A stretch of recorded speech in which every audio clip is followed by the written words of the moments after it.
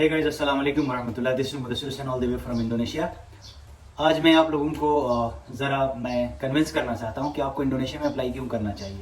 देखिए, मेरे पास बहुत से मैसेजेस आते हैं और मुझसे लोग पूछते हैं कि इंडोनेशिया आना कैसा है, वहाँ पे पढ़ाई किस तरह की है, स्टडी कैसी होती है, और इसके अलावा ये कि why we should select Indonesia as compare to other countries. तो मुझे अक्सर ये पूछते हैं। मैं अपना एक्सपीरियंस बताता हूँ। It has been almost 8 months यहाँ पे मेरा, और on the basis of experience जो ऑब्जर्वेशन मैंने की है यहाँ के एजुकेशनल सिस्टम और इसके अलावा यहाँ के लोगों के साथ इंटरेक्शन के बाद, तो मैं वो आपके साथ शेयर करना चाहता हूँ। देखिए, सबसे मोस्ट इंपॉर्टेंट चीज़ आपकी ये होना चाहिए जब भी आप स्कॉलरशिप पे अप्लाई करते हो, और स्पेशली अगर आपका ताल्लुक मिडिल क्लास फैमिली से है। ऑब्वियसली मिडिल क्लास फैमिली के यही बच्चे चाहते हैं कि वो स्कॉलरशिप पे चले जाए, स्पेशली फुली फंडेड स्कॉलरशिप पे चले जाए, और उनकी स्टडी पहले तो फ्री हो और उसके अलावा दूसरी अच्छी यूनिवर्सिटी हो। ठीक हो गया, ये दो प्रायोरिटीज होती है, ठीक है ना। पहले स्टडी फ्री हो और दूसरी किसी अच्छी यूनिवर्सिटी हो। अगर एक मिडिल क्लास फैमिली से ताल्लुक रखने वाले बच्चे को अगर ये दो चीज़ें मिल जाए तो बस, और उसकी प्रायोरिटी भी यही होना चाहिए। ठीक हो गया, क्योंकि ये होता है कि आपकी इनकम इतनी नहीं हो रही होती है, या आपकी बैकग्राउंड, आपकी फाइनेंशियल स्टेबिलिटी इतनी नहीं होती है कि आप चले जाए और अपने एक्सपेंसेस पे पढ़ ले, या आप 50% या 60% या 70% स्कॉलरशिप पे आप वहां जाकर पढ़ लो। बहुत मुश्किल होता है। ठीक हो गया। तो सबसे पहले फैक्टर और सबसे मोस्ट इंपॉर्टेंट फैक्टर अगर आप मुझसे पूछो तो मैं पहली बात ये बताऊंगा, टॉप चीज, कि यहाँ आपको फुली फंडेड स्कॉलरशिप मिल जाती है, जो पहली चीज होती है। ठीक हो गया ना। अब यहाँ पे मुख्तलिफ स्कॉलरशिप है। जो यहाँ पे सबसे मशहूर स्कॉलरशिप है वो कैनबी स्कॉलरशिप है। कैनबी स्कॉलरशिप में आपकी सारी चीजें कवर होती है, आपकी ट्यूशन फीस से लेकर आपके अकोमोडेशन से लेकर आपके मेडिकल से लेकर, उसके अलावा आपको ये एयर फेयर भी देते हैं, टिकट भी देते हैं। ठीक हो गया ना। जब आप यहाँ पे सिलेक्शन हो जाती है तो बस आपने अपने कपड़ों पे इस्त्री करनी है और फिर आपने निकलनी है। ठीक हो गया ना, ये हो गया।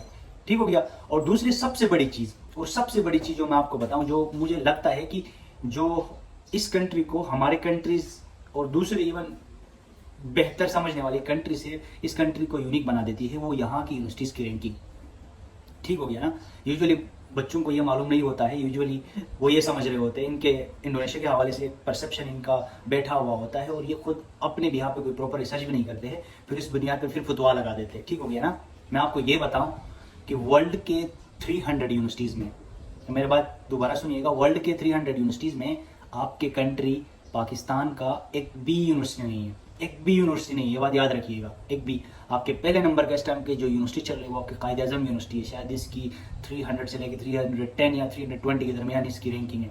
रही बात आपकी दूसरे नस्ट आती है, ठीक हो गया ना, वो उसकी शायद 350 और 360 370 के दरमियान इसकी रैंकिंग है। तो लुबाब ये है कि वर्ल्ड के 300 यूनिवर्सिटीज में पाकिस्तान का एक भी यूनिवर्सिटी नहीं आता है। आपको मैं ये बता दूं, यहाँ पे इस कंट्री के वर्ल्ड के 300 में ऑलमोस्ट 3 से लेकर 4 यूनिवर्सिटीज इस कंट्री का आते हैं। सबसे पहले अगर मैं बात करता हूँ यूनिवर्सिटी ऑफ इंडोनेशिया या यूनिवर्सिटी ऑफ जकार्ता भी इसको कहते हैं, इसकी रैंकिंग आई थिंक 245 से लेकर 250 के दरमियान है।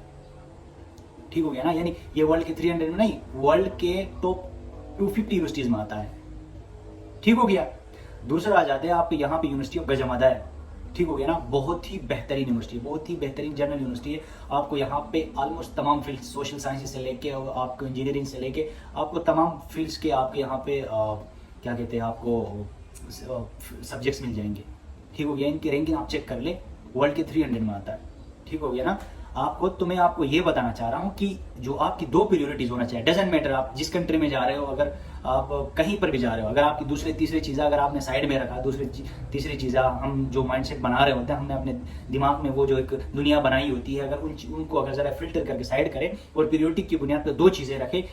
एक पहली कि आपकी स्कॉलरशिप की वर्थ क्या है, क्या वो फुली फंडेड है। दूसरी ये कि आप कि यहाँ पे जिस यूनिवर्सिटी में जा रहे हो उसको कितनी अच्छी यूनिवर्सिटी है, क्या उसकी वर्ल्ड वाइड उसकी रिकग्निशन है, क्या उसकी वो वर्थ है, वो लेवल है। अगर ये दो चीज़ें आ जाए तो फिर आपने आंखें बंद करके इसमें अप्लाई करनी है। ठीक हो गया। उसके अलावा कोई यूनिवर्सिटी जो मैं मेंशन करना भूल गया, वो यहाँ ITB है, इंस्टीट्यूट ऑफ टेक्नोलॉजी बंदुम। आप जरा इसकी रैंकिंग चेक करें और इसकी स्पेशली इंजीनियरिंग के हवाले से जरा आप इसकी लेवल चेक करें, फिर आपको पता चल जाएगा कि कितनी अच्छी यूनिवर्सिटी है और इसकी सिलेक्शन आपके लिए कितना बेहतर साबित हो सकता है। ठीक हो गया।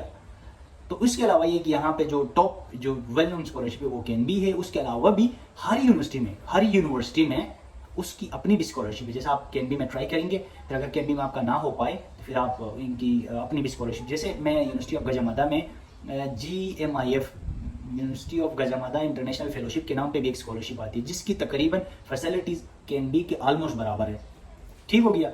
और उसके अलावा आप इसी तरह टीवी में भी आपको यूनिवर्सिटी ऑफ इंडोनेशिया में भी ऑलमोस्ट यूनिवर्सिटीज़ में, मैं आपको बता तो रहा हूँ, ऑलमोस्ट यूनिवर्सिटीज़ में आपको यहाँ पे कैनबी के अम्ब्रेला के अंडर भी आपको स्कॉलरशिप मिलेगी। इसके अलावा भी इंडिविजुअल यूनिवर्सिटीज़ भी आपको यहाँ पे स्कॉलरशिप दे रही होती है। और इसकी सबसे बड़ी प्लस पॉइंट जो मुझे बहुत बेहतरीन लगी, जो मुझे स्पेशली ये मैं फीमेल ख़वातीन के हवाले से मैं बात करना चाहता हूँ, आपके लिए ये कंट्री इतना सिक्योर है, इतना सिक्योर है। मैं इस चीज़ का मैं श्योरिटी आपको दे रहा हूँ। मैं खुद कोशिश कर रहा हूँ कि अपने सिस्टर के लिए मैं कोशिश कर रहा हूँ कि मैं इतना सेटिस्फाई हो चुका हूँ यहाँ बाकी यहाँ माहौल देख के कि अब मैंने डिसाइड किया है कि मैं अपने सिस्टर को भी यहाँ पे मैं एडमिशन दिला दूँगा। उसके लिए मैं कोशिश कर रहा हूँ, उसकी डॉक्यूमेंटेशन प्रोसेस पेंडिंग में अब चल रही है। ठीक हो गया ना। आप इतना सिक्योर यहाँ पे फील करेंगे जितना आप अपने कंट्री में नहीं करेंगे। इस चीज़ का श्योरिटी मैं आपको देता हूँ क्योंकि मैंने यहाँ पे माहौल देखा है। और ये इंडोनेशियन बहुत ही बेहतरीन लोग हैं, बहुत ही बेहतरीन। स्पेशली आप जो आ जाते हो ना हमारे साइड पे, जैसे पाकिस्तानीज हो गए, उसके अलावा not only Pakistani, specially being Muslim, ये एक अलग आपकी बॉन्डिंग बन ही जाती है इनके साथ क्योंकि एक मुस्लिम कंट्री, ठीक हो गया ना। उसके अलावा भी ये आपको बहुत ही इंपॉर्टेंस देते हैं। और स्पेशली जहाँ पे मैं रहता हूँ इस जगह में ये बहुत ही बेहतरीन है। You will feel like home, second home for you here. ठीक हो गया ना। और ख़वातीन के लिए बहुत ही बेहतरीन, यानी मैं आपको नहीं बता सकता हूँ, इतना मैं कंफर्टेबल महसूस करता हूँ यहाँ पे कि मैं आपको नहीं बता सकता हूँ। ठीक है, उनके लिए अलग हॉस्टल फैसिलिटीज़ है, उसके लिए उनके लिए अलग सिक्योरिटीज़ है, उनको अलग इंपॉर्टेंस दी जाती है। इसके अलावा भी आप you will be free, do what ever you want.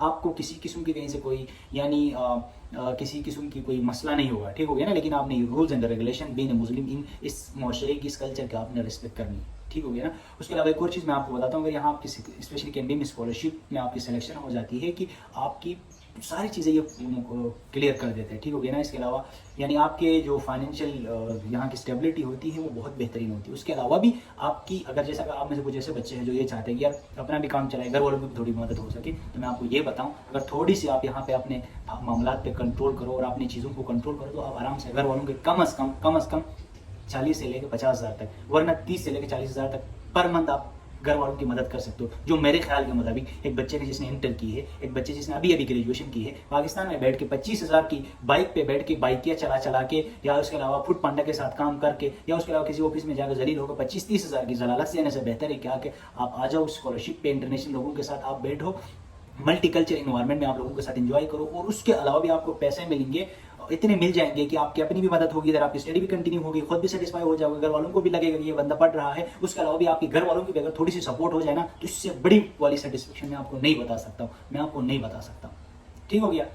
तो ये वीडियो मैं लंबी हो रही है, मैं इसको लंबा नहीं करना चाह रहा हूँ। तो बस इन शॉर्ट मैं आपको ये बता दूँ, तो ये दूसरे तीसरे आपके जो चाचा चाची, उसके अलावा हमसाया यार दोस्त के हवाले से जो आप लोगों को फतवा मिल रही होती है ना, या बगैर किसी रिसर्च के, ठीक हो गया ना, कि इसके इंडोनेशिया ऐसा है, XYZ, उन सबको आपने नहीं सुनना है। खुद रिसर्च करें, खुद डिसाइड करें कि what is the best for you, what is the best for your background. और सबसे इंपॉर्टेंट चीज़, अपने हालात और मामला को देख के आपके लिए सबसे बेहतरीन फैसिलिटी कौन सी। ठीक हो गया।